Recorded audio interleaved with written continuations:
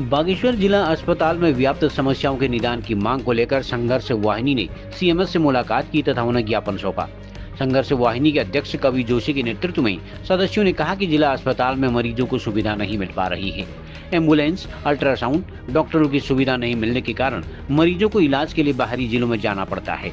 उन्होंने बताया कि संघर्ष वाहिनी समय समय पर इस समस्या को उठाते हुए निदान की मांग करती रही है, लेकिन शासन प्रशासन सहित जनप्रतिनिधि इस दिशा में कोई प्रयास नहीं कर रहे हैं।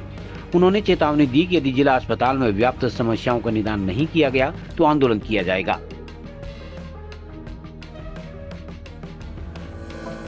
केपीबी इंटरनेशनल स्कूल मंडल सेरा में नए सत्र के लिए प्रवेश प्रारंभ। अनुभव करें अपने बच्चों के अंदर सर्वांगीण विकास को केपीबी इंटरनेशनल स्कूल के साथ। देखिए, आज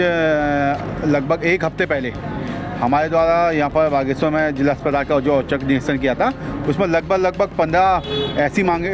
समस्याएं थी जो लगातार कई सालों से बनी हुई हैं और कई बार ज्ञापन देने और कई बार यहाँ पर आंदोलन करने और धरना देने के बावजूद भी कोई भी समस्या यहाँ पर आज तक नहीं सॉल्व हुई थी, जिस पर हमने ये प्रशासन को चेतावनी दी थी कि एक हफ्ते के अंदर इनमें कार्रवाई नहीं होती है, ठोस कार्रवाई नहीं होगी तो हम होकर आंदोलन करेंगे और यहाँ निश्चितकालीन अनशन में बैठेंगे। मगर आज जब हम बागेश्वर जिला अस्पताल पर पहुँचे हैं तो उन 15 सूत्री मांगों में से लगभग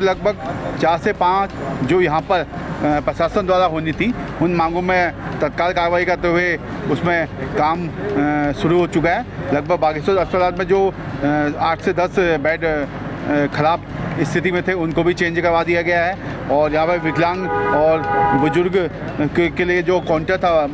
पर्ची काटने वाला उसको भी खुलवा दिया गया है और साथ साथ जो टॉयलेट थे बंद यहाँ पर जो लगभग 18 करोड़ की लागत से पिछले 1 साल पहले बनाए गए थे, उन टॉयलेटों को भी वो ज्ञापन देने के बाद कार्रवाई हुई है और जो बागेश्वर में डॉक्टर नहीं है उनके लिए भी जो प्रशासन का और शासन लेवल में जो इनके द्वारा कार्रवाई करनी थी, सीएमएस द्वारा कार्रवाई की गई है, जिससे हम अभी संतुष्ट है। मगर ऑक्सीजन प्लांट बंद पड़ा है इस वाले पे कार्रवाई करने के लिए और ऊपर जो 18 करोड़ में 4 मंजिली बिल्डिंग बनाई गई है, इसी पे चौथा फ्लोर बनाया गया है, उस पर भी लगभग 15 से 20 दिन में कार्रवाई होने की बात कही गई है और उसको भी वार्ड को भी जल्दी खुलवाया जाएगा, ये बात हुई है। और इसी के तहत हमने 1 महीने का और समय देते हुए सीएमएस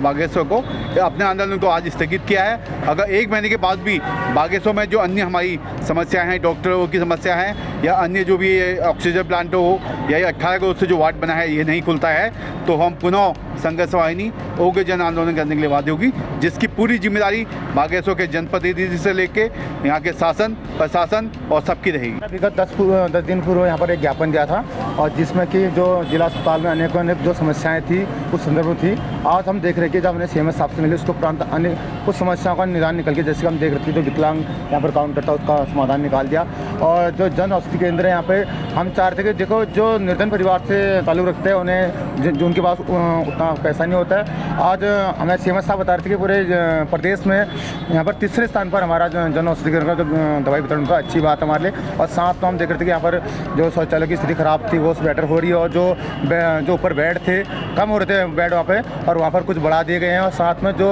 मरीज़ के साथ जो स्टूल की सुविधा हमने ये बात रखी थी वो भी हो रखी है और साथ में बहुत सारी जो बेटर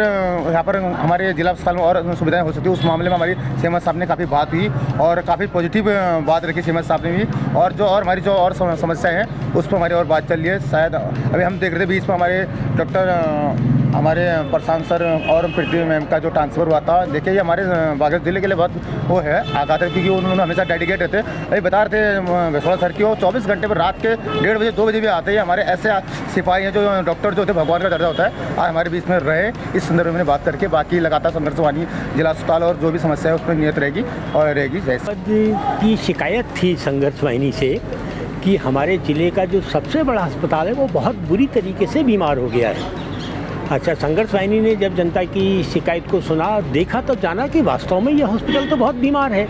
जब हमको लगा कि वास्तव में ये हॉस्पिटल बीमार है तो इस हॉस्पिटल का इलाज संघर्ष वाहिनी ने शुरू किया है और इस इलाज के सिलसिले में हम बार बार हॉस्पिटल के अंदर आते हैं, जांच करते हैं, देखते हैं, कुछ कमियां मिलती हैं तो बताते हैं। पिछले बार एक चेतावनी, सीधे चेतावनी संघर्ष वाहिनी की ओर से दी गई थी कि इन तमाम जो बीमारियां, इन बीमारियों को हम सहन नहीं करेंगे, और 1 हफ्ते का टाइम दिया गया था। आज 1 हफ्ते बाद इधर आए हैं तो जो बीमारियां बताई गई थी उसमें से कुछ में थोड़ी राहत है, कुछ में राहत है। पूरी तरीके से बीमारियां ठीक नहीं हुई हैं, और इन्होंने, डॉक्टरों ने कहा है और इसकी जो व्यवस्था करने वालों ने कहा है कि नहीं, हम इस बीमारियां जो शेष बीमारियां उनको भी ठीक करेंगे, हमें समय दीजिए। हमने उनको समय दिया है, और सबसे बड़ी बात यह है कि जब हमने कहा कि इलाज करेंगे, उसके बाद से इलाज जब शुरू किया है इस हॉस्पिटल का, तो इलाज हो रहा है,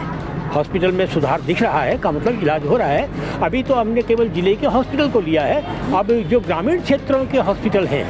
जो CHC PHC सब हमारे इलाके में फैली हुई हैं, ये भी बहुत बीमार हैं, रुग्ण हैं, इनके इलाज के लिए भी शीघ्र संघर्ष वाहिनी कदम उठाएगी। और संघर्ष वाहिनी बागेश्वर की जनता को आश्वस्त करती है कि हम बागेश्वर के हॉस्पिटल को बीमार नहीं रहने देंगे, और इसको बीमार मुक्त करने के लिए वो सब करेंगे जो किया जा सकता है। खबर को जानने के लिए चैनल को लाइक, सब्सक्राइब और फॉलो जरूर करें।